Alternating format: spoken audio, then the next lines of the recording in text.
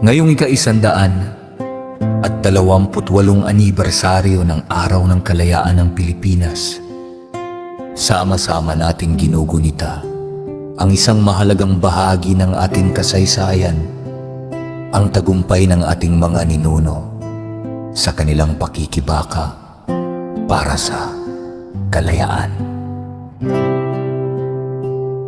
Ang araw na ito ay paalala ng katapangan, sakripisyo at pagmamahal sa bayan ng mga Pilipinong nagbigay ng kanilang lakas at buhay upang makamit ang kalayaang ating tinatamasa ngayon. Dahil sa kanilang kabayanihan, patuloy nating naipagmamalaki ang ating pagkakakilanlan bilang isang malaya at nagkakaisang bansa.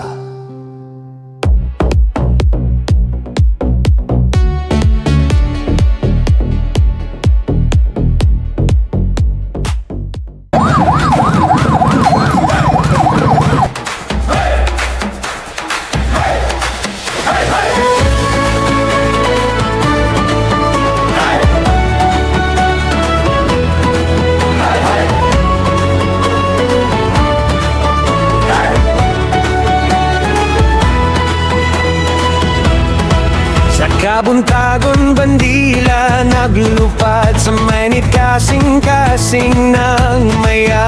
Mga tao naghiusa sa dalan, kalayaan natong gisaulog karon. Gikan sa kagahapon hangtod karon, dili malimtan ang ilang sakripisyo. Mga bayani nga naghatag og kusog aron kita magpuyo nga gawas nun. Mainit mag-awit ka Alang sa nasod nga atong gihigugma, ika-100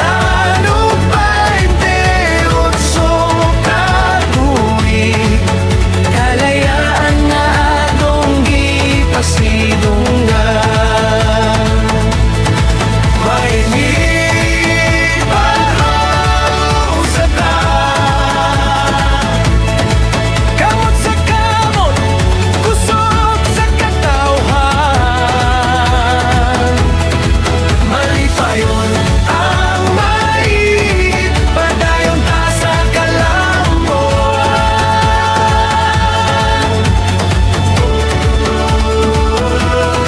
Sa paradatok seremonya sa bandila, makita ang gugugma sa matag usa. Batanon ug tigulang nagkahiusa, alang sa kaugmaon sa atong lungsod.